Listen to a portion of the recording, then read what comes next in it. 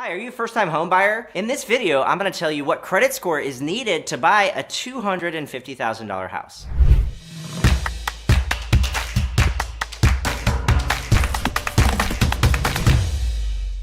In this episode, we're going to talk about Credit Karma and how it represents a score that mortgage lenders are not interested in. We'll also discuss what a credit score actually is, and we'll also go into some of the industry-specific credit scores, and then we'll discuss where to find your mortgage score without having the lender pull your credit. Okay, so what is a credit score anyways? There's a lot of confusion about what a credit score is and what a credit score isn't. A lot of people think that a credit score is actually produced from the credit bureaus. So they think Experian, TransUnion, and Equifax produce those credit scores, and there's only 3 scores on the market. So all of that information is false. So the credit bureaus are huge databases that house information. They're multi-billion-dollar for-profit companies. They're databases, right? And for those of you that have worked with the credit bureaus, you know they're not very good databases. Now, a credit score is going to be a separate company, and what they do is they place an algorithm or a mathematical computation over each one of the credit bureaus, and it's going to spit out a number. In general, that number is going to be between 300 and 850, and that's in general. So the reality is there's actually hundreds of credit scores on the market. Each industry pulls its own variation of the credit score, and it's all based on risk. And what that means for you is that whatever score that you're viewing on the open market is probably not going to apply for the specific industry that you're trying to purchase in. One of the biggest questions that my clients ask me, and they ask me this question on the daily, is Credit Karma a mortgage score? And the reality is Credit Karma is not a mortgage score. Remember, with Credit Karma, it's missing a third of the information. Experian, as one of the credit bureaus, is not highlighted with Credit Karma, and they also use what's known as a Vantage score. So the mortgage score is going to be an industry-specific score, and it's on the FICO side. So you've got Vantage score, you've got FICO. Credit Karma is Vantage score. And then on the FICO side, there's several different industries. There's auto loan industry, there's bank card industry, and then there's going to be your mortgage industry that's going to highlight a specific score. So on your mortgage score, you're going to get 3 different numbers. You're going to have a top number, a bottom number, and a mid number. And there's a lot of confusion about how this works, but your mortgage score actually takes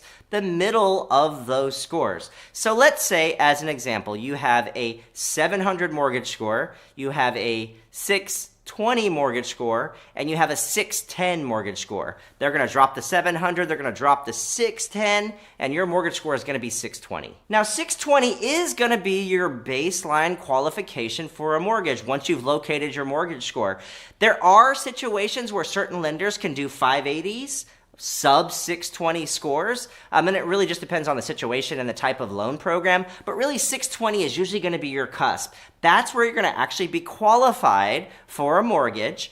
And then also, if your state allows for down payment assistance programs, and most all states have some type of down payment assistance programs, a lot of those will start at either 620 or 640. As an example, I'm in Texas in the Dallas area, and we have 2 down payment assistance programs. They're called bond programs, and they're at the state level. They're called TSHAC, and they're also called, another one is called SETH. TSHAC is the most popular, and these down payment assistance programs can be highly beneficial to a first-time home buyer because it'll pay not only your down payment, but it'll also pay, in some cases, part of your closing costs. It really just depends on what type of down payment assistance plan that you choose and what loan program that you choose. Now remember, when it comes to applying for a mortgage, not all lenders are the same.